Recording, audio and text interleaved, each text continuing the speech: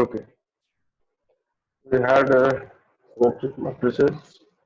Now we'll move to a new topic. Abhishek not joining. No, no, he messaged, right? Okay. Okay, okay. I did not see. Hmm. So we'll talk about the norm of a vector.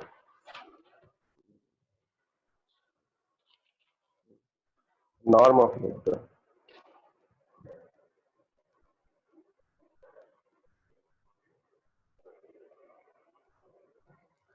So the norm of a vector is actually nothing but um, its length.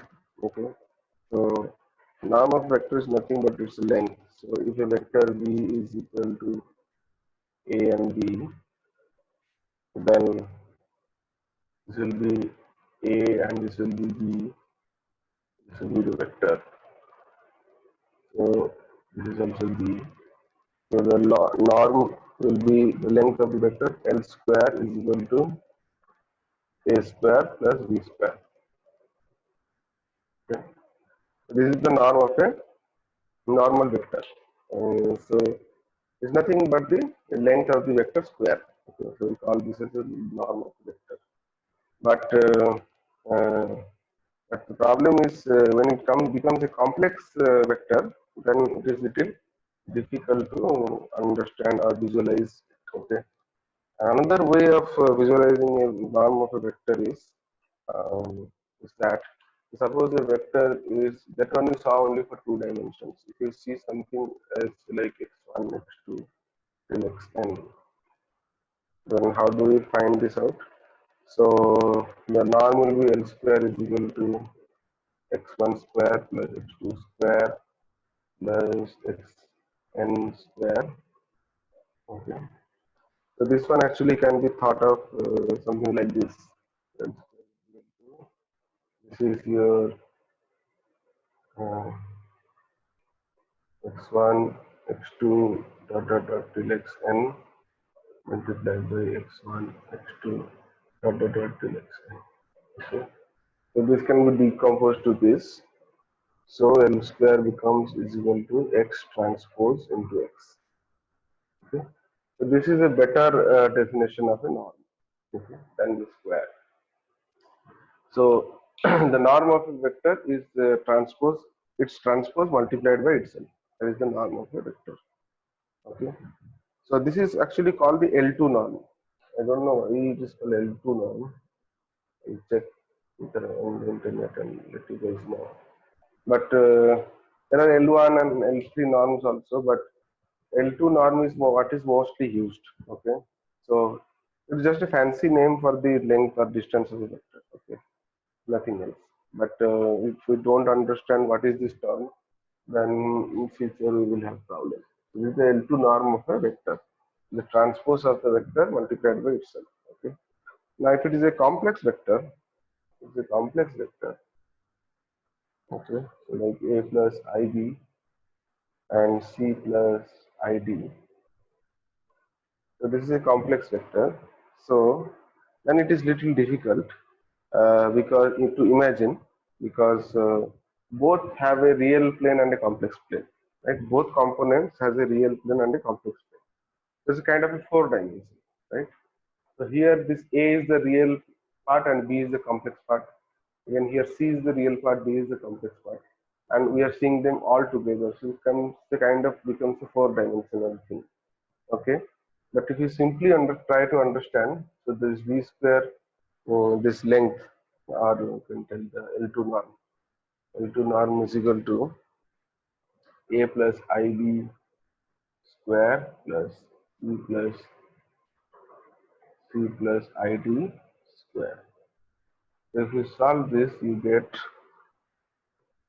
A square minus B, A square minus B square plus C square minus D square plus I into 2AB plus 2CD. Okay. So then you see that this is the real part and this is the complex part. We can still have the norm as it is in a complex form where there will be a real part and there will be a complex part. Okay. So as you can see that the length is not necessarily positive. Okay, because minus b square and minus d square is also it also has a because of the minus b square and minus d square terms. Okay, so the norm is not necessarily always positive. Okay, whereas if you see the length of a vector, it is always a absolute value and it is a positive, right? So the norm in this particular case, in case of complex vectors, it might be negative also because of the presence of minus b square and minus d square. Okay, and the length also may contain a complex part, that is 2ab plus 2cd, right? So so this is the only difference between the distance of a vector and the norm of vector. It can be negative also, and it is only in the case of complex numbers, complex vectors. Okay, so so in complex vectors, we cannot guarantee that V transpose V is always positive and real. So in complex vectors, we cannot guarantee that V transpose V is always greater than 0. Okay, always greater than 0 and real. Okay, we cannot say this. But in case of non-complex vectors, this is always true. Okay, non-complex vector, this is always, if V is a simple normal vector, and V transpose V will always be greater than 0 and it will be real.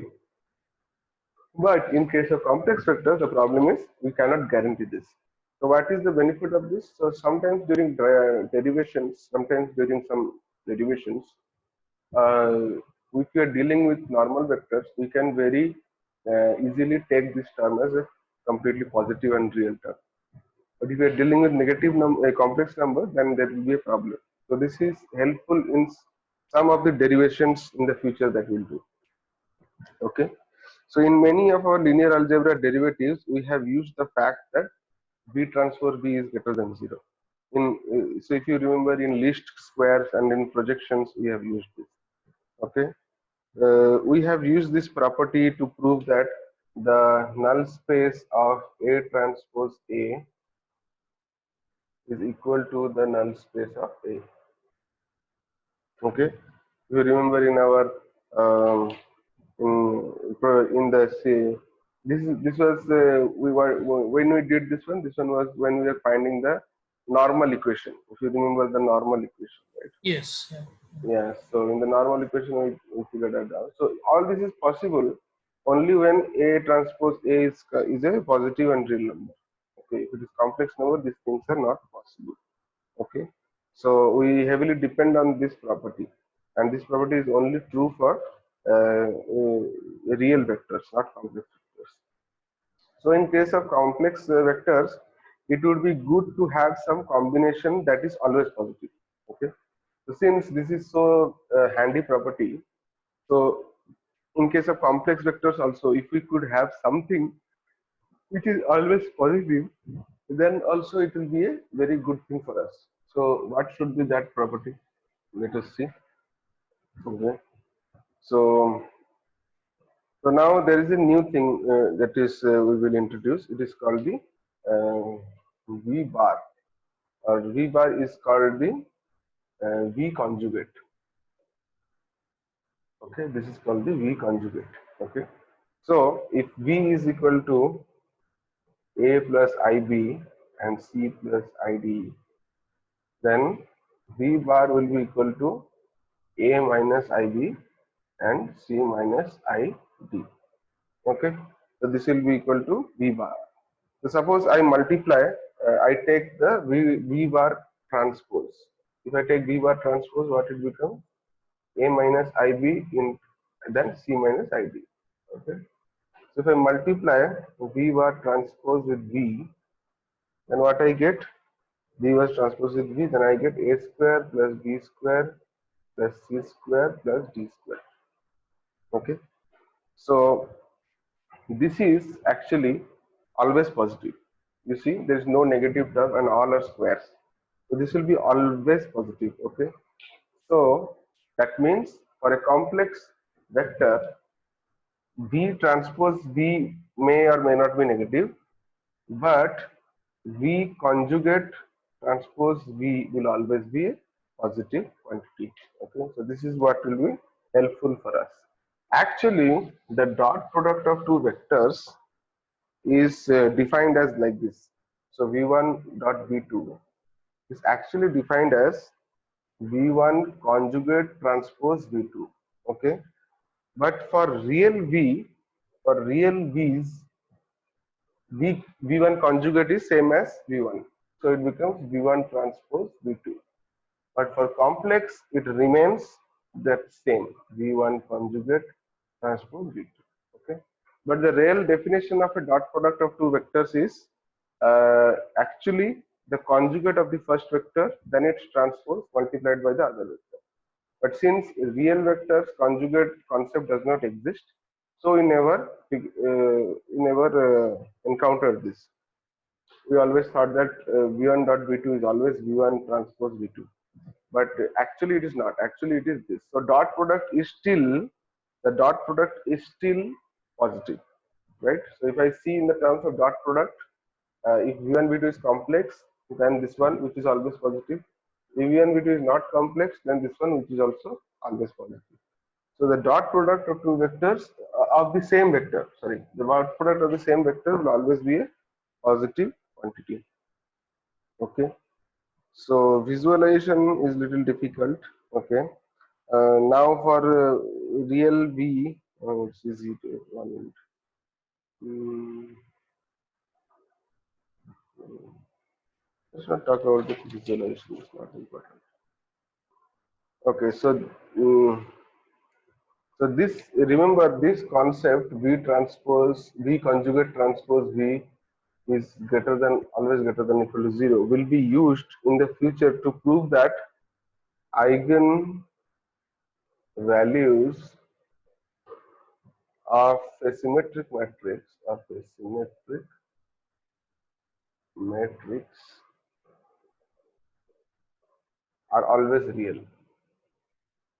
always real. Okay.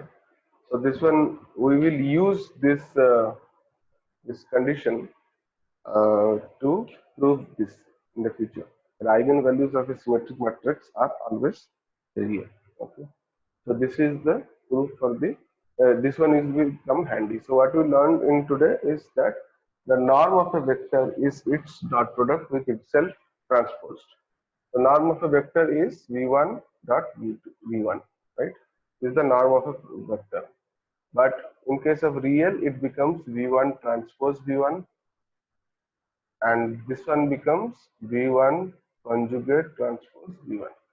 Okay. This one is always equal to 0, and this one is also always equal to 0. Okay. And this one is also real. There was no imaginary part, and this is also real. There was no imaginary part. Okay. So, and these, all of these are called the norm of the L2 norm of the. Okay. Now we'll see symmetric matrices have real eigenvalues. The proof we will see. Okay. So let us have a symmetric matrix A. Okay, if A is symmetric, then A transpose is equal to A. Right, this is the condition for symmetry. And we also know that A into V is equal to lambda into V. This is the eigenvector equation.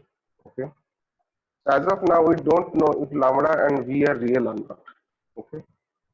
So we know that A is a symmetric matrix.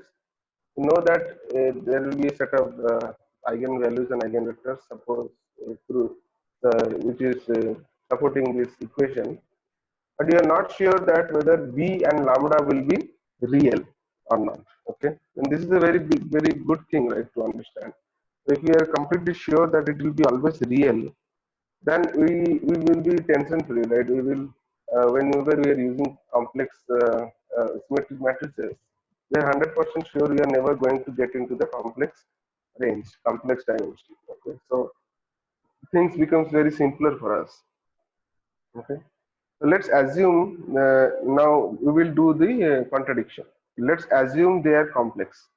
So they will have conjugate eigenvectors and eigenvalue pairs, if you remember. So whenever mm, any matrix has a complex eigenvalue or eigenvector, its conjugate is also a valid eigenvalue and eigenvector of that matrix, right? This one we all know. We have read earlier. Okay. So in that case, that means AV conjugate is equal to lambda B conjugate. Okay. Or we can say that A conjugate B conjugate is equal to lambda conjugate B conjugate. Okay. Okay. Since A is real, we know A is real. Okay. This is a real matrix, right? Since A is real, so A and A conjugate is same. Okay. So I can write A V conjugate is equal to lambda conjugate V conjugate. Okay. In place of A conjugate, I can write A because we have confirmed that A is real. Okay. Now multiplying both sides of the equation by uh, V by um, multiplying V transpose with both sides of the equation 1. Okay. Now, okay, this is equation 1 and this is equation 2. Okay. So this is equation 1, this is equation 2. Now here what we are saying, we let us multiply V1 V1 conjugate lambda, sorry, not V1, V conjugate lambda in both sides of the equation. V conjugate transpose. Okay. V conjugate transpose in both sides of the equation I multiply for equation 1. And what do I get? I get V conjugate transpose AV is equal to lambda I can take outside and I can put V conjugate transpose into V. Okay. Now we know that V conjugate transpose is always greater than 0 and real. Right? This one we knew earlier. Okay. Just some time ago I told that let us remember this, it will be helpful. So we know that this is always real and greater than 0. So in that case, so what we know is that V conjugate transpose V is always greater than 0 and real. Okay, so this is what we know. So since A is a symmetric matrix, since this A is a symmetric matrix, so what I can do, I can write this one as A transpose. Okay, I can write this one also as A transpose because this is a symmetric matrix. So A transpose is equal to A only. Okay. So now what I can do, I can tell that this one is A V conjugate whole transpose. Okay. This one I can tell it is A V conjugate whole transpose. Okay. Now A V transpose, A V conjugate or A V conjugate, we have this one, right? This one I have AV conjugate. So, Yes. AV conjugate I can write as lambda conjugate and V conjugate. Okay, I can write this as lambda conjugate and V conjugate. Okay. So, and then whole transpose. And then this one will also, what will happen? This one will happen as V conjugate transpose into lambda conjugate, opening the transpose. Okay. Now we know that lambda is a scalar value. So lambda conjugate is equal to lambda only. Okay. And now I can take out lambda outside. Okay, lambda I can take outside and this one. V transpose conjugate V is equal to lambda into V transpose conjugate V. Okay. Now since V transpose conjugate is a real quantity, as V transpose V conjugate transpose V is always greater than or equal to 0. Now what we'll do is that just a minute.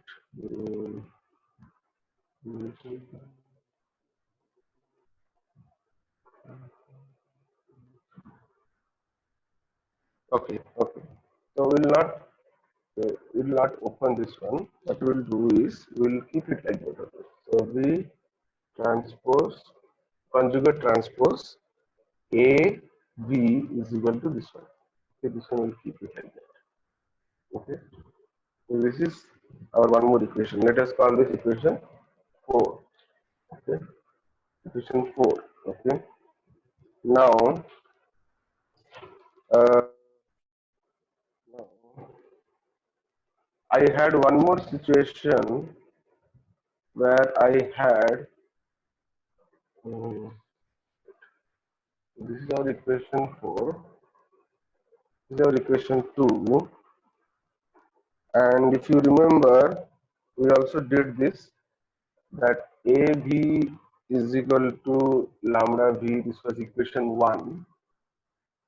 And we had multiplied conjugate transpose on Reconjugate. Yeah. both sides. Yeah, both sides. And we come to the conclusion that V conjugate transpose AV is equal to lambda outside V conjugate transpose into V. Okay. Suppose this is equation 3. Okay. Now, both the equations 3 and 4, the RHS side is same. Okay. The RHS is same. Hmm, hmm, hmm. Okay, the RHS is same. Acha, now here also I had changed lambda as I had changed lambda as lambda, telling that it is real, but it is not the fact actually, because we have to prove that. Okay, so you understood, right? I converted this lambda conjugate to lambda, saying that lambda is real and scalar value, so I can do it. But that is not possible because we are trying to prove that lambda is real. Okay, so we have not yet done that. So I used the proof before. Okay, so what happens is that this one remains. Okay, so this is equal to this only, it remains. Okay, now if you see the equations 3 and 4, the LHS are same both sides. So now the LHS are same both sides means lambda into V transpose V is equal to lambda conjugate into V conjugate transpose V, right? Okay, equating both equation 3 and 4, RHS is equal to RHS. So if this one is cancelled out, then lambda is equal to lambda conjugate. Okay, so lambda is equal to lambda conjugate. It happens only when lambda is a real number. Real no. Okay, so that's why we prove that since A is a symmetric matrix, so its eigenvalues will always be real. Good here. Okay, Yeah. we did not yet prove that its eigenvectors what it will be, but its eigenvalues are 100% real. Okay, so this is our proof for that theorem until now. Okay, so what we read today, we read norm of a vector, complex vector and real vector, and we saw that the norm is always positive for any vector, and we use that theorem to prove that the symmetric matrix will always have real eigen values. Okay, so next we will study about spectral theorem of symmetric matrices. After spectral theorem of the symmetric matrices, we will have some more important topics out there. In one thing in data science, Hmm. normally it is we use complex vectors and means imaginary part comes into any rule. No, see, it will not come as a part of your start of a problem. It will come as part of your solving of the problem. Okay, some So equation we are solving or yeah, something. so you will create a, suppose you are creating a neural network, you are designing the loss function or cost function, and then you are started taking derivatives and all, and then at one point you reach to a point where you are facing complex numbers. Okay, so then what happens? Either your cost function has something wrong, or it really is coming to complex number situation. Now, when it is coming to complex number situation, the algebra it becomes completely different, right? It is not wrong. It is not wrong, and it does not mean that the cost function is imaginary. As I have said you that imaginary numbers are not actually imaginary. They also exist in the real plane, but they have just got the name imaginary. So what will happen is that, so these are all the concepts, these are will use while we are creating the cost functions and trying to minimize or maximize the function. Okay, so that will come into use that time. Suppose you have multiple layers of, so this will be very much important because after this, what we will read is TensorFlow. Okay, after this, we will read TensorFlow. So we'll take the TensorFlow library and we will go one by one. Major, there are a lot of APIs. We will go through some important APIs. Okay, and then you will see how our linear algebra knowledge is helping us to understand TensorFlow. Okay, so once we understand TensorFlow, its APIs, then we can start some programming. Okay, because I am completely against doing programming using Keras or PyTorch or all these wrappers, right? So Google first created TensorFlow, and since TensorFlow became complex because a lot of data scientists don't know linear algebra, so what they did is they created some wrapper on top of that, which is more like very simple.